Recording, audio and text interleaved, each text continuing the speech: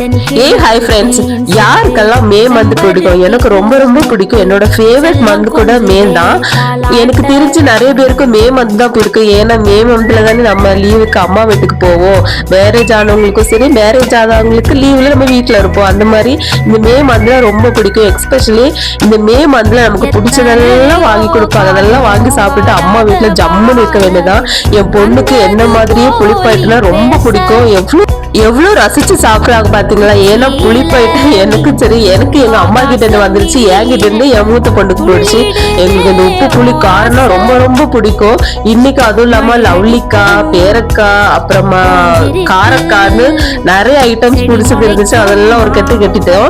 அப்புறமா மத்தியானத்துக்கு இன்னைக்கு என்ன லஞ்ச் மெனுன்னு பாத்தீங்கன்னா, இன்னைக்கு சாலை மீன்ல மாங்காய் போட்டு நல்ல சாலை மீன் குழம்பு, அப்புறமா கீரை பொரியல், ஃபிஷ் ஃப்ரைன்னு இன்னைக்கு மத்தியானம் லஞ்சு அடிபொலியா இருந்துச்சு.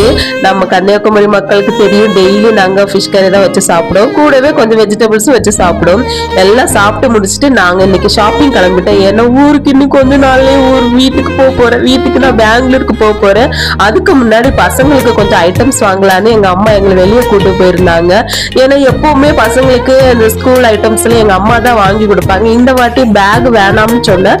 அதுக்கு பதிலா பசங்களுக்கு பேக் தானே வேணாம், அதுக்கு பதிலா நம்ம யூஸ் பண்ற மாதிரி உள்ள ஐட்டம்ஸ் எல்லாம், ஸ்கூல் யூஸ்க்கு பண்ற மாதிரி ஐட்டம்ஸ் எல்லாம் வாங்கலான்னு வெளியே கூட்டு போயிருந்தாங்க. பசங்களை பாருங்களேன், எல்லாம் இந்த இங்க அழிக்க ரப்பர் இருக்கே எப்பா, அது இங்க அழிச்சதான் சரித்திரமே கிடையாது அப்படியெல்லாம் பொண்ணுகிட்ட சொல்லிக்கிட்டு, அப்புறமா அவங்க ஒரே வேட்டையா இருந்துச்சு. Pouch, geometry box, colour pencil, அது இதுன்னு எல்லாம் ஒரே பர்ச்சேஸ் பண்ணிட்டே இருந்தாங்க. 1-2 இருந்தா செலக்ட் பண்ணிடலாம், இங்க 1000 இருக்குது, அதனால செலக்ட் பண்ண முடியாம அங்கேயும் இங்கேயும் பார்த்து கடைசியா ஃபைனலா ஸ்கெட்ச் அதெல்லாம் டிபார்ட்மெண்ட்டை முடிச்சுட்டு, அப்புறமா வாட்டர் பாட்டில் வந்து அங்கேயும் 1 ஹவருக்கு மேல எடுக்கிறாங்க. இந்த பாட்டில் நல்லா இருக்கு, அந்த பாட்டில் நல்லா இருக்குன்னு குடோன் மாதிரி இவ்வளவு பாட்டில் போட்டுருச்சுன்னு தான் எப்படி செலக்ட் பண்ணுவாங்க.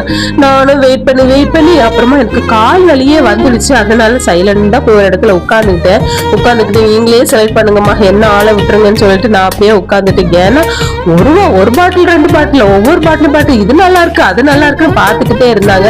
அடி போங்கன்னு சொல்லிட்டு நான் ஒரு இடத்துல உட்காந்துட்டேன். அப்புறமா ஒரு வழியா எனர்ஜி ஏத்தலாமேன்னு சாப்பிட வந்துட்டோம். சாப்பிட வந்த இடத்துல வெயிட் பண்ணிட்டே இருந்தோம். மே மந்த்ல மழை பெஞ்சாலும் இந்த வெயிலுக்கு மட்டும் பஞ்சம்ல ரொம்ப ஹீட்டா இருந்துச்சு.